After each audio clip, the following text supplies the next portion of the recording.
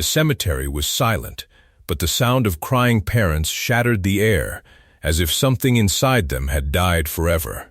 A rich couple dressed in deep black clung to a small grave. Their entire world felt buried beneath the stone they refused to let go of. Behind them, their expensive car waited quietly, its polished surface shining under the sun. But in front of fresh earth and irreversible loss, money looked meaningless. Tears streamed uncontrollably down the father's face. His hands gripped the edges of the grave, as if holding it tightly enough could pull time backward. His shoulders shook, his breath uneven, his pride long gone. The mother pressed her forehead against the cold stone, whispering apologies no one could hear. Apologies filled with regret, guilt, and love that had arrived too late. Her lips moved softly, but her heart screamed in a way no sound could capture. People walking past slowed their steps, feeling the heaviness of the moment. Some looked away out of respect, others out of discomfort. Everyone sensed the weight of loss, but no one knew the full story of what this family believed they had buried. Then, suddenly, a voice broke through the grief. It was small, shaky, but strangely brave. "Excuse me." The couple turned slowly. Behind them stood a thin girl in torn clothes. Her feet were dusty and bare, her hair messy, her body fragile, but her eyes carried something rare. They were tired, yet steady, young, yet old with experience. She wasn't scared of the rich couple, not their expensive clothes, not their luxury car, not even the guards watching quietly from a distance. She lifted her hand and gently pointed toward the grave, not with anger, not with accusation, but with the calm certainty of someone who knew pain too well. "These twins live with me." The words landed like a crack in the ground. The father froze first. His tears stopped mid-breath, as if her sentence had reached somewhere deeper than grief, someplace raw and dangerous. His fingers loosened their grip on the grave without him realizing it. The mother slowly lifted her head. Her eyes were red and swollen, her face streaked with tears. She stared at the girl, confused, hurt, and almost offended. This was their private pain, their final goodbye, and now a stranger was standing in the middle of it. "Don't say things like that," the father said weakly. Pain mixed with anger in his voice, because hope, false hope, felt cruel. "This isn't the time." But the girl didn't step back. "I'm not lying," she said quietly. She wasn't begging to be believed. She wasn't asking for permission. She was simply stating what she knew. The wind moved through the cemetery, lifting dust around her bare feet. For a moment, it felt as if time itself had paused. Behind the girl, an old bag lay on the ground, worn, faded. The kind of bag people carry when life never gives them a place to stay. The kind that holds everything someone owns. The mother's eyes drifted toward it. Then she noticed something. A small piece of cloth peeked out from the bag. Soft, pale, clean. Too clean for a girl dressed like this. Her heart began to pound, not from grief now, but from fear mixed with a hope she didn't dare trust. "How do you know about our twins?" the mother asked, her voice trembling. "Because that truth was supposed to be buried here, with them." The girl looked at the photo on the grave, two tiny faces frozen in time. Then she looked back at the couple. "I didn't know their names," she said softly, "but I know their faces. I see them every morning when they wake up." The father slowly stood upright. His legs felt weak, as if they might give out at any moment. He stared at the girl like one stares at a dream they're afraid to touch. "That's impossible," he whispered. But his voice had lost its strength. Doubt and hope were now fighting inside him, neither willing to let go. The mother wiped her tears quickly, her gaze locked on the old bag. The small cloth still showed quietly, as if waiting to be noticed. "Show us," she said suddenly, not as a command, not as a demand, but as a mother begging life for one more miracle. The girl hesitated, not because she was lying, but because she was afraid that the truth might take away the only family she had ever known. "I didn't steal them," she said quickly, her voice cracking. "I didn't." She lowered her eyes. "No one wanted them."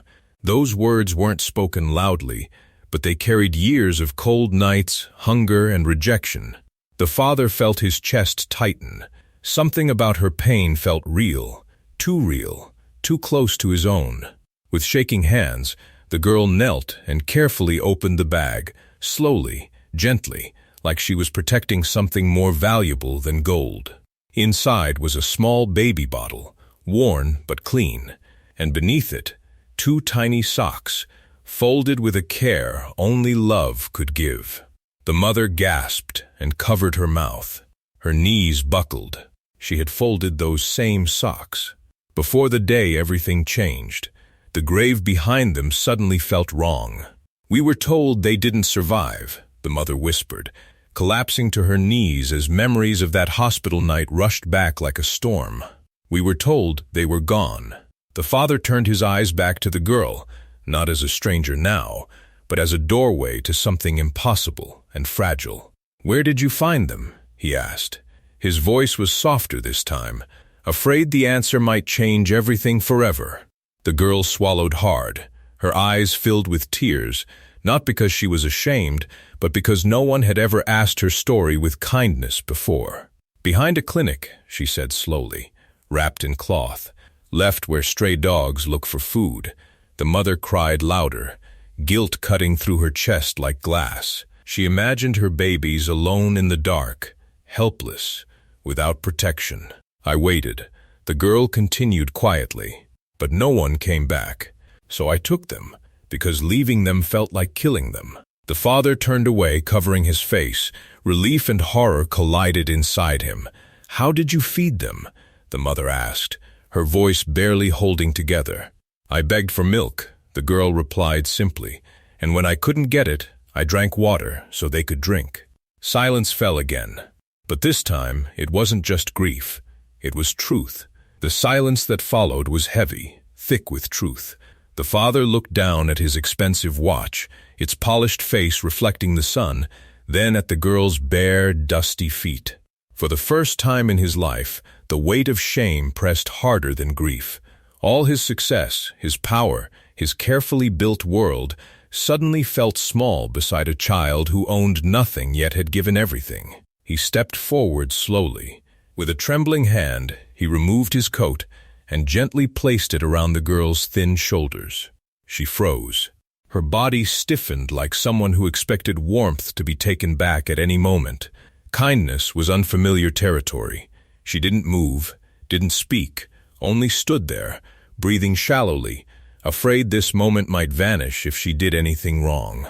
"You saved our world," the father said quietly. No business deal had ever humbled him like this. The mother moved closer too, carefully, as if approaching something sacred. She didn't reach out yet. She gave the girl space, respecting the invisible walls built by years of being unseen. "Where are they now?" the mother asked softly. Her heart raced. Hope had returned, but it was fragile. One wrong step could shatter it. The girl lifted her hand and pointed beyond the cemetery wall, toward a cluster of trees and broken stones hidden from the main road. "They're sleeping," she said. A small smile appeared on her face, the first sign that something beautiful existed in her life. The father felt tears rise again, that these were different. They weren't helpless tears. They were the kind that come before change. He looked at his wife, and in that silent exchange, they both understood. Life could never return to what it was before.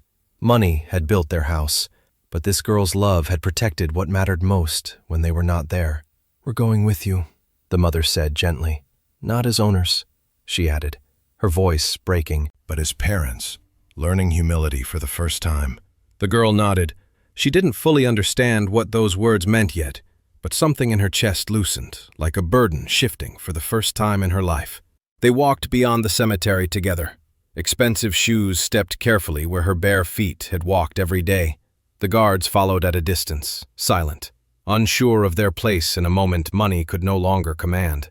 Behind fallen stones and broken wood stood a tiny shelter, fragile against wind and rain, but strong with quiet love inside.